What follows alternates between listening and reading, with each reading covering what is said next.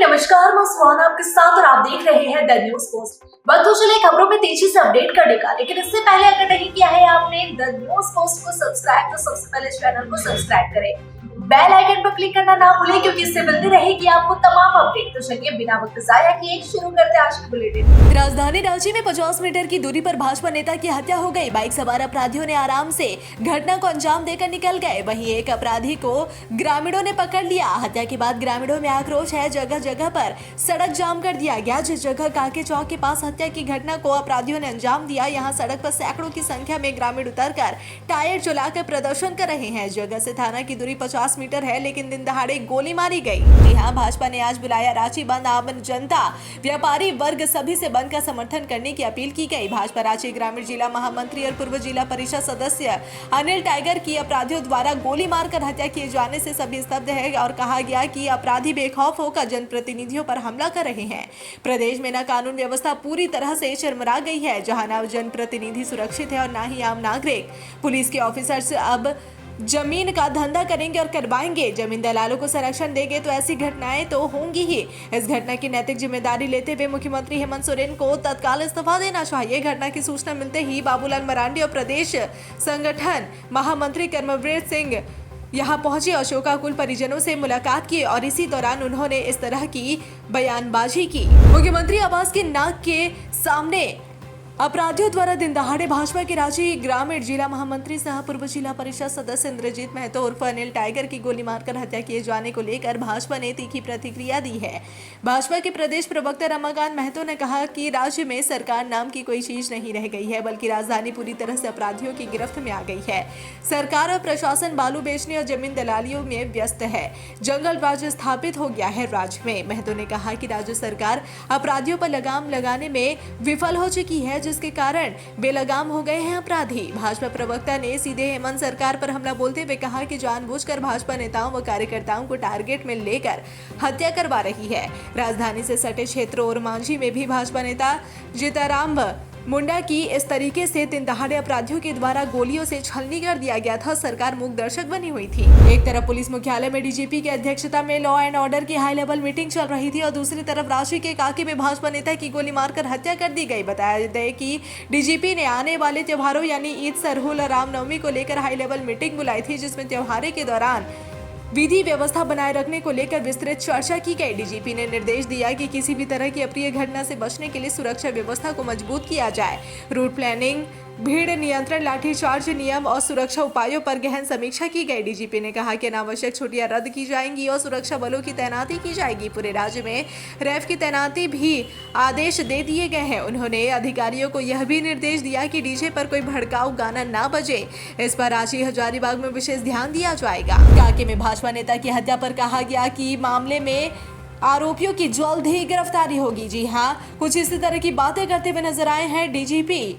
बता दें कि भाजपा नेता सह जीप सदस्य अनिल टाइगर को गोली मारने वाला शूटर की गिरफ्तारी की सूचना पुलिस ने घटना में उपयोग की गई बाइक भी बरामद कर ली है। भाजपा नेता जिला परिषद के पूर्व सदस्य अनिल टाइगर राजनीतिक रूप से भी काफी सक्रिय थे। उन्होंने ऑल झारखंड स्टूडेंट्स यूनियन यानी आजसू और भारतीय जनता पार्टी यानी भाजपा के लिए राजनीति में सक्रिय रूप से हिस्सा लिया था। इधर भाजपा नेता ही हत्या के बाद रांची के रिम्स में सुदेश महतो और भाजपा प्रदेश अध्यक्ष बाबूलाल मरांडी परिजनों से मिलने पहुंचे। आज तकनीक का जमाना है, तकनीकें भी हर दिन तेजी से बदल रही है। ऐसे में आंगनवाड़ी केंद्रों के माध्यम से संचालित योजनाओं, सेवाओं और गतिविधियों में डिजिटलाइजेशन को बढ़ावा दिया जा रहा है, ताकि महिलाओं एवं बाल कल्याण के क्षेत्र में किए जा रहे कार्यों में सहूलियत के साथ तेजी आ सके। मुख्यमंत्री हेमंत सोरेन आज झारखंड मंत्रालय में महिला बाल विकास एवं सामाजिक सुरक्षा विभाग द्वारा आंगनबाड़ी सेविकाओं, पर्यवेक्षिकाओं एवं हेल्प डेस्क कर्मियों के बीच स्मार्टफोन वितरण के लिए आयोजित राज्य स्तरीय कार्यक्रम को संबोधित कर रहे थे। मुख्यमंत्री ने कहा कि आज हर हाथ में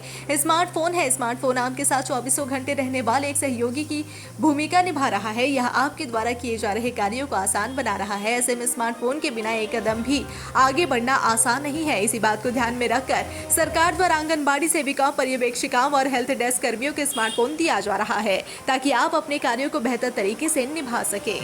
मंगला जुलूस के दौरान हजारीबाग में हिंसा हुई, जमकर पत्थर हुई। इस घटना से विधि व्यवस्था को लेकर सवाल खड़ा हुआ। बवाल बढ़ता देख पुलिस ने फायरिंग की, जिस भीड़ को तितर बितर किया जा सके, और इसकी गूंज अब झारखंड विधानसभा में सुनाई दी। सबसे पहले बात झारखंड विधानसभा की करें तो यहाँ नेता प्रतिपक्ष बाबूलाल मरांडी ने जमकर सरकार को घेरा और कहा कि जब भी हिंदू का त्योहार आता है तो पत्थरबाजी सक्रिय हो जाते हैं और पुलिस उनका फूल लेकर स्वागत करती है। जब पूर्व से अति संवेदनशील इलाके में हजारीबाग शामिल है तो सुरक्षा व्यवस्था बेहतर क्यों नहीं की गई थी? पत्थर कैसे जमा हो गया? इसके पीछे कौन है? सरकार से पूरे मामले के निष्पक्ष जांच कर दोषियों पर कठोर कार्रवाई करने की मांग की। भाजपा प्रदेश अध्यक्ष एवं नेता प्रतिपक्ष बाबूलाल मरांडी ने आज हेमंत सरकार पर बड़ा निशाना साधा। मरांडी ने सीजीएल एवं जेएसएससी परीक्षा में बड़े पैमाने पर हुए भ्रष्टाचार की जांच सीबीआई को अविलंब सौंपने की मांग की। मरांडी ने कहा कि विश्वसनीय सूत्रों से जानकारी मिली है कि झारखंड सीआईडी ने जेएसएससी सीजीएल मामले में गोड्डा और गिरिडीह जिले से करीब 8 कांस्टेबलों को गिरफ्तार किया है। यदि यह सच है तो यह स्पष्ट हो चुका है कि जेएसएससी सीजीएल में गड़बड़ी हुई है। साथ ही यह भी स्पष्ट है कि इस बड़े फर्जीवाड़े में सरकार से जुड़े प्रभावशाली लोगों का हाथ हो सकता है।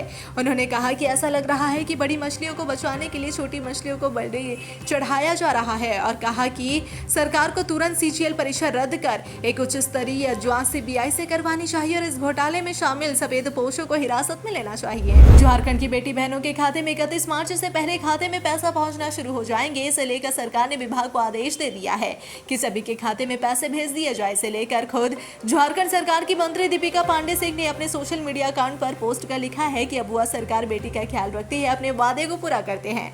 बता दें कि एक दिन पहले ही हुई कैबिनेट की बैठक में हेमंत सरकार ने यह प्रस्ताव पास किया जिसमें आधार कार्ड लिंक की बाध्यता को हटा दिया गया। बिना आधार लिंक के ही सभी बेटी बहन के खाते में पैसे भेजे जाएंगे। 31 मार्च तक राशि सभी को भेज दिया जाएगा। सरकार के इस फैसले के बाद विभाग अलर्ट हुआ और सभी के खाते में पैसे भेजने की तैयारी शुरू कर दी गई।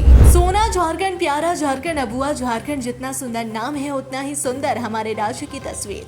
लेकिन शायद उतनी ही सुंदर इस राज्य में रहने वाले मूलवासियों की तकदीर भी होती तो हम समझते कि यह राज्य अबुआ राज्य है। इस प्रदेश के उदय के बाद से आज तक पहाड़ों पर रहने वाले आदिम जनजाति के अपेक्षाकृत विकास नहीं हो पाया है। जंगल, पहाड़ और नदी को संरक्षण देने के नाम पर बनी हेमंत सोरेन की सरकार से आदिम जनजाति को काफी अपेक्षा थी, लेकिन 5 वर्ष बीत जाने के बाद भी पहाड़िया जनजाति के घरों तक स्वच्छ पेयजल नहीं पहुंच पाया। लेकिन इनके पहाड़ों, हरे भरे जंगलों और नदियों को उजाड़ कर राज्य सरकार ने करोड़ों का राजस्व वसूल जरूर कर लिया है। विलुप्त प्राय आदिम जनजाति के गांव का दौरा करने से ज्ञात होता है कि इनकी उपजाऊ भूमि पर पत्थर खदान का कचरा व क्रैशरों से उड़ते जहरीले धूलकणों ने ले ली है। कहीं कहीं पहाड़ों को समतल कर दिया गया है तो कहीं पहाड़ विलुप्त प्राय हो गए हैं। वहीं देश में make in India, bullet train, smart of India व स्मार्ट सिटी सहित अन्य विषयों पर केंद्र व राज्य सरकार ध्यान देने की बात तो करती है, लेकिन इस राज्य की शायद तकदीर ही खराब है। आजादी के 78 वर्ष बीत जाने के बाद भी पहाड़ पर बसे इस गांव के आदिम जनजाति के लोगों को आज भी पानी और सड़क का लाभ नहीं मिल सका है। राजधानी रांची से सटे जेवर दुकान में फिर अपराधियों ने लाखों की चोरी की घटना को अंजाम दिया है। दरअसल खलारी थाना क्षेत्र के व्राय में सोनी ज्वेलर्स से अपराधियों ने दुस्साहस दिखाते हुए करीब 20 लाख रुपए के गहने चोरी कर लिए। मंगलवार की रात हुई घटना के बाद से एक बार फिर से प्रशासन पर सवाल खड़े हो रहे हैं। सुरक्षा व्यवस्था पर सवाल उठाए जा रहे हैं। घटना की जानकारी मिलते ही पुलिस मौके पर पहुंचकर मामले की जांच कर रही है। हजारीबाग में मंगला जुलूस के दौरान पथराव के बाद झंडा चौक पर पुलिस तैनात है। मंगलवार की रात हुई पथराव के बाद माहौल तनावपूर्ण है। अब उपद्रवियों पर केस दर्ज करने की तैयारी चल रही है। ड्रोन कैमरे से उपद्रवियों की पहचान की जा रही है। वहीं कल की घटना के बाद नगर निगम की ओर से पत्थर उठाए गए हैं। मामले को लेकर एसपी ने कहा कि माहौल खराब करने वालों को बख्शा नहीं जाएगा, अपराधियों की जल्द गिरफ्तारी की जाएगी। वहीं इस मुद्दे को लेकर विधानसभा में भी विधायक तख्तियां लेकर गेट के पास हंगामा कर रहे हैं। एक पखवाड़ा के बाद देवघर शहर में फिर से अतिक्रमण हटाओ अभियान शुरू कर दिया गया। नगर निगम द्वारा आज से एक बार फिर सड़कों से अतिक्रमण हटाया जा रहा है। जिला उपायुक्त विशाल सागर के आदेश और नगर निगम के आयुक्त रोहित सिन्हा के निर्देश के बाद शहर को अतिक्रमण मुक्त कर स्वच्छ बनाया जा रहा है। निगम टीम द्वारा टावर से शिक्षा सभा चौक तक सड़क किनारे लगे फुटपाथ दुकानदारों को हटाया जा रहा है। इस मार्ग में 24 घंटा लोगों का आवागमन रहता है।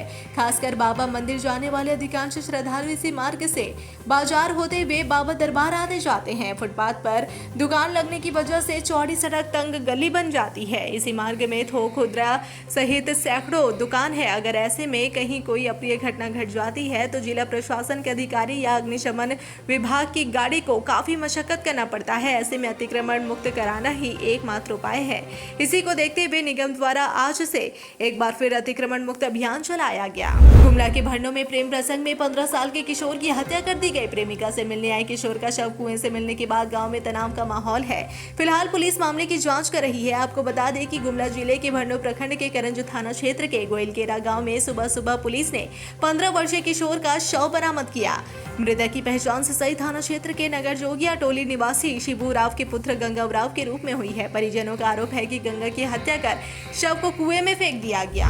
गर्मी आते ही जमशेदपुर शहर से सटे ग्रामीण इलाकों गोविंदपुर, गदड़ा, सोपोडेरा, परसुडेह, सुंदरनगर, करंडेह, बागबेड़ा आदि क्षेत्र में पानी की बड़ी समस्या देखने को मिलती है। इन इलाकों में गर्मी आते ही पानी को लेकर हाहाकार मच जाता है। क्षेत्र के जिला परिषद सदस्य की माने तो उन्होंने कहा कि शहर से सटे ग्रामीण इलाकों में गर्मी आते ही पानी का एक बड़ी समस्या क्षेत्र में हो जाती है। इसे लेकर क्षेत्र के जनप्रतिनिधियों के एक दल द्वारा जिला उपायुक्त से गर्मी में टैंकर से पानी सप्लाई करवाने व क्षेत्र के सभी चापा नल को दुरुस्त करवाने की मांग की गई ताकि ग्रामीण क्षेत्रों में गर्मी में पानी की समस्या ना हो।